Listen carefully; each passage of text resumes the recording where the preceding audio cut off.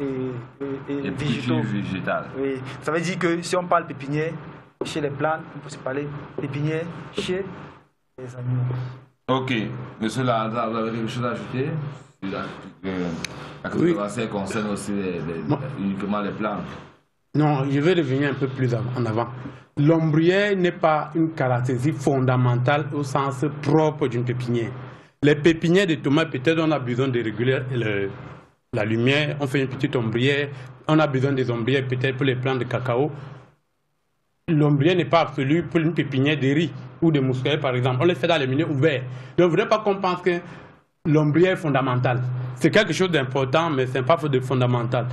D'accord, donc ça veut dire qu'il y a des pépinières sans ombrière et des pépinières avec ombrière. C'est un lieu d'élevage. On élève. Non, je veux qu'on soit synthétique. Nos téléspectateurs n'ont pas fait d'agronomie. Ils ne savent pas, ils n'ont pas été à l'école d'agronomie. Ça veut dire que quoi?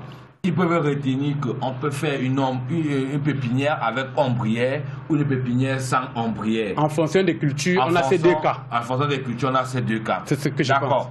Nous allons passer à la question. Peut-on parler de pépinière en production animale? Vous avez dit oui. Existe-t-il plusieurs sortes et pour plusieurs types de pépinières? C'est la même question. C'est-à-dire que, comment il y a des pépinières avec ombrière et sans ombrière, est-ce qu'il existe une autre catégorie de pépinières?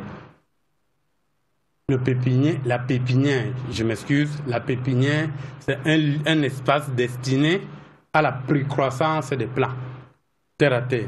Maintenant, en fonction des types de cultures, on peut avoir des pépinières, entre guillemets, évoluées pour des arbres, c'est-à-dire des arbres qui ont un cycle végétatif relativement très long. On aura nécessairement besoin d'une ombrière. De la pépinière évoluée. Il veut dire pour des grands arbres, il veut dire pour des arbres, en fait, des arbres fruitiers, terre à terre. Si vous dites très évolué, mais il dit pour les arbres. Non, il voulait savoir les types de pépinières. Il faut distinguer, quand il dit évolué, c'est au niveau du cycle végétatif. Oui. Quand une plante va au-delà de 2 ans, son cycle végétatif est long, considéré à une culture de riz, par exemple, qui va maximum à 70-80 jours. Pour les pépinières de cultures de 80 jours comme le riz, on n'a pas besoin d'un espace précis. On a besoin d'un truc à côté du grand champ. Et puis là, on verse le riz à la volée, peut-être dans les rangs, mais de manière... On prélève à chaque fois un pied. Parce que dans ces conditions, le riz dans la pépinière, au bout de 25 jours, ne peut pas s'épanouir. C'est pour ça que ces pépinières, maintenant, dès que ça germe, au bout de 5 feuilles, on va le mettre en champ, il peut s'épanouir. Là, maintenant, on n'est pas obligé d'avoir d'ombrière. On n'en a même pas besoin. D'accord. Je vais renvoyer la question à Lionel pour qu'il donne son avis. Son avis compte également dans cette question. Est-ce qu'il existe plusieurs types de pépinières? Oui, j'ai dit tout à l'heure tantôt qu'il existait plusieurs types de pépinières. On peut avoir des pépinières in situ, des pépinières ex situ. Quand je parle in situ, ça veut dire que sur le site, comme M. Lazare disait tout à l'heure, ça veut dire sur le terrain. Par exemple, si vous avez fait votre champ de tomates ou bien votre champ de riz, vous pouvez faire une pépinière en ce qui concerne la tomate, on peut faire une pépinière in situ ou ex situ. Ex situ, ça veut dire on peut faire une pépinière à partir des alvéoles à la maison. Donc, vous avez dit in situ. Oui. Avec les alvéoles. Non, ça c'est ex. Bon, ex situ. En dehors du site. C'est ex. C'est ex. Dans le site, c'est in. C'est in. Mais n. In situ. In situ. Voilà. Donc, in situ, ça veut dire in situ. Oui. Ex situ, c'est hors site. Donc, là, il y a les pépinières in situ, qui veut dire sur le site de production. Ça veut dire qu'on fait la pépinière, par exemple, j'ai ma parcelle, une superficie d'1 hectare, je spécifie un endroit où je lève mes plants que je vais répliquer plus tard sur le même site. Oui, oui. Là, c'est in situ. In situ. Maintenant, in situ, ça veut dire que je peux prendre des alvéoles. Ex situ, bien. Ex situ. Oui. Et je peux, à partir des alvéoles, produire mes plants de tomates. Je vais aller plus tard avec sur le site de production. Oui, oui. Voilà. Ça, c'était pour déjà les types de pépinières qu'on peut avoir. Tout à l'heure aussi, je peux me répéter, j'ai dit qu'il existait plusieurs types de pépinières. On peut avoir des pépinières privées, des pépinières commerciales, des pépinières mixtes, des pépinières générales et des pépinières spécialisées. Quand on parle de pépinières générales, c'est une pépinière où on trouve différents types de spéculations. Une pépinière où on a des plants de cacao, des plants d'agrumes, des plants de tomates, d'oignons et autres. Une pépinière spécialisée, ça veut dire qu'on ne fait que peut-être dans la production des semences d'ananas. Là, c'est une pépinière spécialisée. Ok, donc si on est d'accord avec Lionel, mais on a les pépinières en fonction de l'objectif. Tout à fait. Si l'objectif est de faire cultiver une ou plusieurs plantes, on a les pépinières soit mixtes, soit spécialisées, soit générales, soit privées, soit commerciales, en fonction de l'objectif. Tout à fait. Donc pépinière sur la base de l'objectif. Maintenant, pépinière sur la base du sol. On a les pépinières in situ, pépinière ex situ. Maintenant, pépinière sur la base de l'empêchement des rayons, ou bien à base climatique. On a les pépinières ombrières et les pépinières sans ombrières. Bon, toujours est-il que le cas des pépinières ombrières ou sans ombrières, c'est un peu très problématique. Pourquoi? Parce qu'il y a des plans, oui, des spéculations qui, à un certain stade, acceptent non, c'est pour qu'il y a ombrière, oui, sans ombrière, et un pépinière à cheval, c'est-à-dire qu'elle aime l'ombrière pour un certain temps, après un certain temps, elle n'aime plus. Alors que pour d'autres, elle est ombrière jusqu'à ce qu'elle sorte. Ce n'est pas qu'elle aime ou elle n'aime pas. On tient compte de l'évolution de la plante. C'est-à-dire qu'à une certaine phase de croissance, il est nécessaire que l'ombrière soit là. Et à une certaine phase d'acclimatation, d'affranchissement, il est important de réduire ou d'enlever. Bon. Permettre un affranchissement de la plante. Je voudrais qu'on se résume. C'est-à-dire quoi? Pépinière, ombrière, c'est-à-dire qu'elle commence avec l'ombrière. Pépinière sans ombrière, qu'elle ne commence pas avec ombrière. Comme Lazare Mahana l'a dit. Si on peut classer, on a 3 grands groupes. Pépinière avec objectif, par objectif. Oui, oui. Pépinière in situ, ex situ, c'est-à-dire avec le sol. Pépinière avec ombrière. Maintenant, là, chacun peut, dans une pépinière in situ ou ex situ, ou avec ou sans ombrière, peut faire d'elle par objectif. Tout à fait. D'accord. On va... raison pour laquelle, d'entrée, je disais tantôt qu'il est important de laisser la place aux professionnels, parce qu'en fonction de l'objectif, les critères vont varier. Il est important de savoir adapter les critères en fonction des différents mises en place des pépinières. Ok. Existe-t-il des normes en matière de pépinière, M. Lazare? Est-ce qu'il y a une norme? Est-ce qu'il y a une réglementation à la matière en tant qu'agro-sémencier? Bien sûr, il y a la loi sur l'activité sémencière du Cameroun qui date de 2004. Parce que là, maintenant, ça considère en tant que sémencier, mais pas en tant que pépinière. Parce que tous les sémenciers ne sont forcément pas des pépiniéristes. Okay. C'est peut-être là où ils voulaient faire la nuance. Mais on a dit les caractéristiques d'une pépinière. Je ne sais pas s'il y a une distinction entre caractéristiques et normes. Et là, j'aurais bien envie qu'on essaie encore de bien m'expliquer le terme norme. Norme, c'est-à-dire que quand on dit norme, je me dis ça fait référence à la législation ou même aux caractéristiques. Est-ce qu'une pépinière doit être 2 sur 2? Par exemple, cahier comme école. Est-ce que pépinière a des normes universellement reconnues?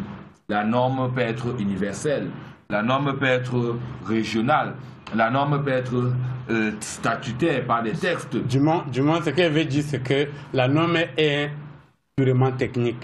On sait que pour 1 hectare de maïs, ou alors de riz, si on prend le cas du riz qui a besoin d'une pépinière préalable, on aura besoin certainement de 2 mètres carrés de pépinière.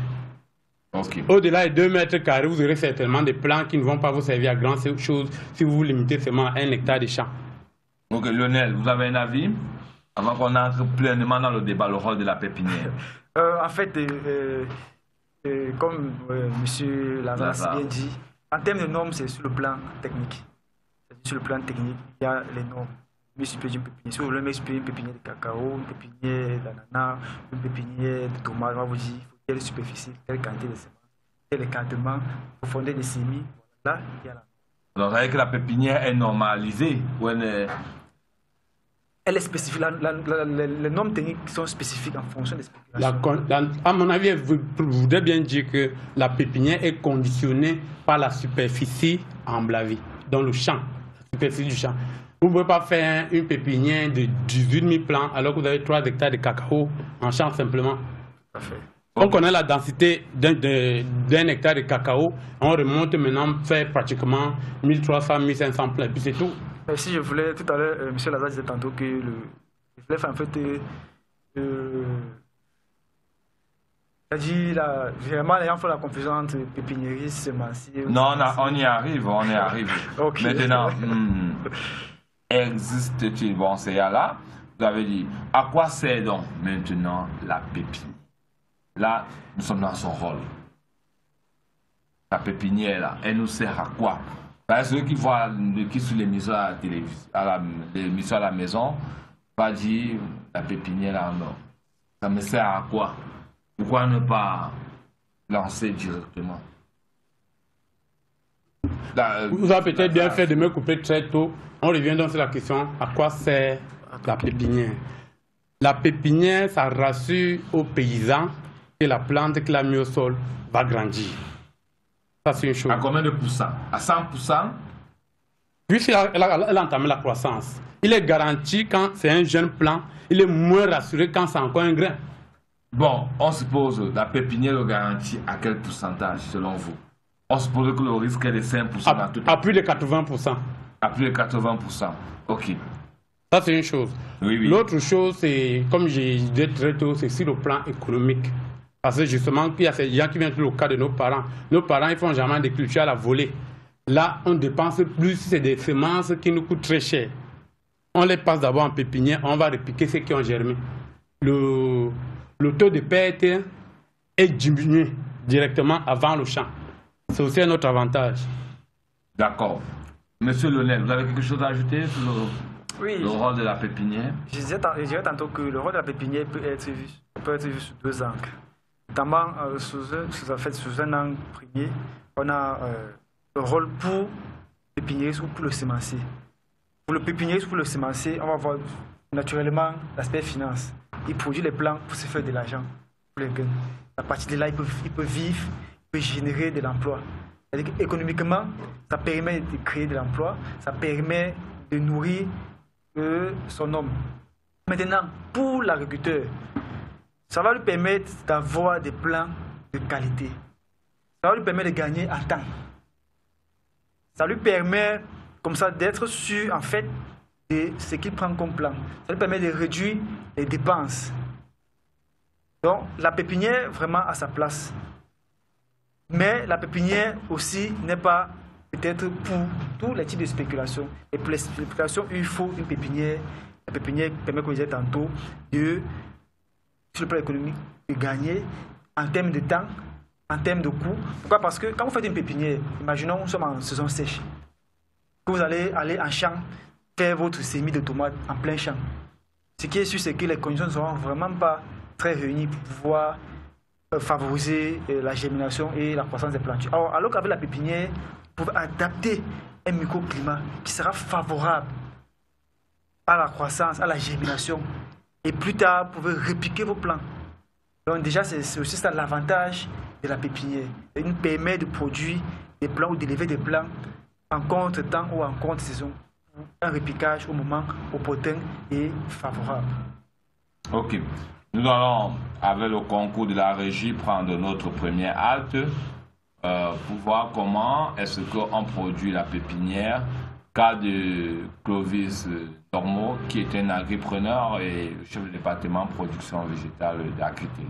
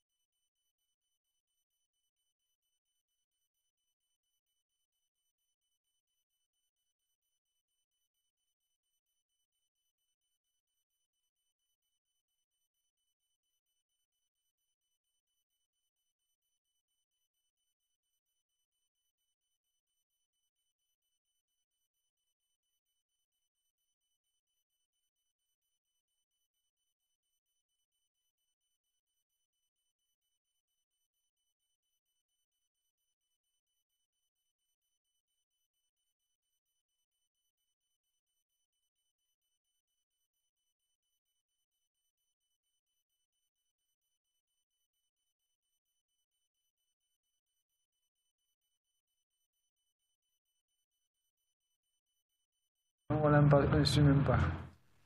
Revenu sur le plateau où nous venons ensemble de voir comment un jeune Camerounais qui est généralement souvent avec nous sur le plateau, il s'en excuse sincèrement puisqu'il nous suit depuis son lien YouTube et Facebook, il nous suit, il s'en excuse sincèrement et il a promis de revenir pour vous parler d'une autre thématique. Monsieur Lazare, je sais que Clovis c'est votre ami. Un commentaire, je vous donne l'occasion soit de critiquer, soit d'apprécier. Vous êtes libre de commenter en tant qu'expert agro-sémencier comme lui. Merci. Là, l'idéal, en fait, là, c'est il s'agit de comprendre le sens de la mécanisation. Parce que il y a des gros mots, en fait, les hommes politiques qui parlent d'agriculture de seconde génération. Tous ces gens font allusion au tracteur. Parce qu'en réalité, la mécanisation, c'est le dispositif qu'on met en place pour réduire la main-d'œuvre humaine. Et si on a diminué de maximum la main-d'œuvre humaine, forcément, on peut maintenant capitaliser ça ailleurs et maximiser son revenu. Là, Clovis nous montre des tuyaux qu'on appelle au quartier, des tuyaux en réalité qui, dans le système d'irrigation goutte à goutte, on appelle ça des asperseurs. Et le mot technique, c'est ça, les gens ils appellent ça les sprinklers. Un appareil manufacturé de ce genre coûte autour de 12 000, je ne sais pas très bien le prix, mais ça coûte très cher. Et il faut pouvoir l'adapter. Et maintenant, quand on l'a adapté, il ne pourra pas être pratique partout parce qu'à un moment donné, la petite motopompe ne peut pas l'alimenter parce qu'il faut une certaine pression. Là, maintenant, c'est des paysans qui vivent de ça, qui développent des technologies, qui adaptent à leur réalité. Ils mélangent des tuyaux avec des petits matériels et puis ils peuvent irriguer leurs champs sans problème. Du coup, ça nous permet aussi de savoir que dans les endroits assez reculés, si on a un cours d'eau, on peut faire la même chose pour arroser nos pépinières.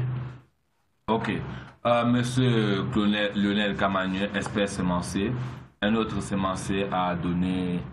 Donc, est-ce qu'il est conseillé de faire l'irrigation assistée par machine artisanale en pépinière? Votre commentaire à chaud compte. Ok, déjà, par rapport à la vidéo, je n'en dirai plus long puisque M. Lazare a vraiment dit tout ce qui tourne autour de cela. Déjà, étant donné que la présence d'eau est un critère primordial et de base dans la mise sur pied et la gestion du pépinière, je trouve que ce matériel fait partie des accessoires locaux est vraiment à vulgariser parce que c'est nécessaire et important.